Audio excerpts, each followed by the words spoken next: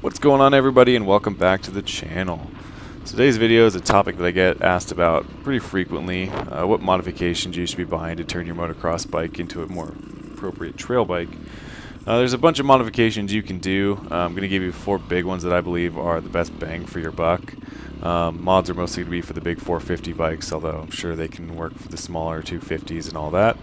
Also want to point out these are all modifications that I've done to my bike and have put plenty of hours on. Also, I paid for them with my own money, so we're not getting any sponsorship from that. So one of the biggest problems you'll face while you're converting these big bore bikes is that they have a close ratio transmission with fewer gears. I've only got 4 gears on my bike instead of the 5 that most trail bikes have. They're also pretty stall prone, and they get hot quick because, you know, they're race bikes, so they're meant to be moving air through the radiators. However, once these problems are fixed, they can be pretty good jack-of-all-trade bikes. So let's get into it, and I'll give you my opinions. Alright, so the first product I'd recommend to get is a heavier flywheel weight. I've got the plus 13 ounce from Steely, and I think it's the best bang for your buck. The heavier flyweight does a few different things. It can ease that power hit when you're in the slower, more technical terrain. It also keeps the centrifugal force of the engine, so you're less stall prone. And the bike's actually able to lug pretty well. The biggest problem I had when I started riding my YZ was that I would stall all the time. The 4-gear trans and the close gear ratio made it really difficult for me on the tight and technical terrain. So with this flywheel weight and better clutch control, I'll only stall a few times during the ride instead of stalling whenever the trail gets slow.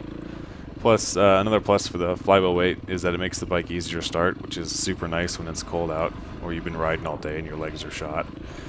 Install the flywheel is pretty easy. It took me about 45 minutes with some basic hand tools. Rocky Mountain has a great video that goes over the install in depth pretty well.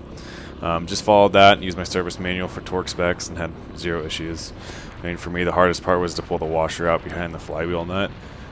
Went together pretty quick, and been really impressed with it since then. The second mod is going to be proper sprocket gearing. There's a ton of bike-specific charts you can look at to find what you want. For me, I went from the stock 48-tooth rear sprocket to a 52-tooth. In order to gear down, you can either increase the tooth count on the rear sprocket, or you can decrease the tooth count on the countershaft sprocket. By gearing down, you're going to increase the amount of low-end torque, which is great for the technical bits, although you do sacrifice some of the top-end performance when you're really ringing the bike out.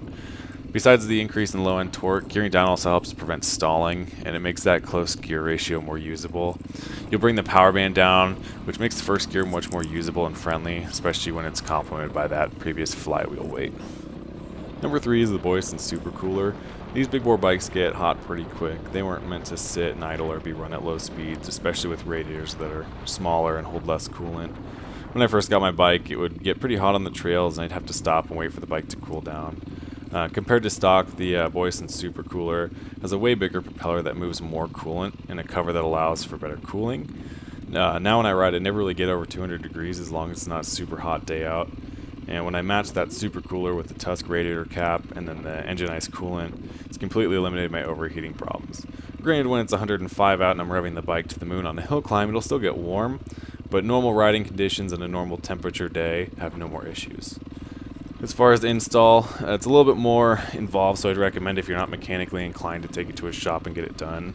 This one took me a little bit longer just because there's more parts that need to be pulled off. And the last thing is pretty basic, just get some good protection for the bike. Skid plates, hand guards, radiator guards, and some brake rotor guards are all a good idea because a bent radiator or cracked case will end your day pretty quick. I feel like this one's pretty self-explanatory, so I'll just leave it there. Find something you like that looks good, throw it on there. Thanks for watching. I'll link all the parts down below in the description. Please like the video, subscribe, and leave a comment with some of your modification ideas. Hope you guys have a good day. See ya.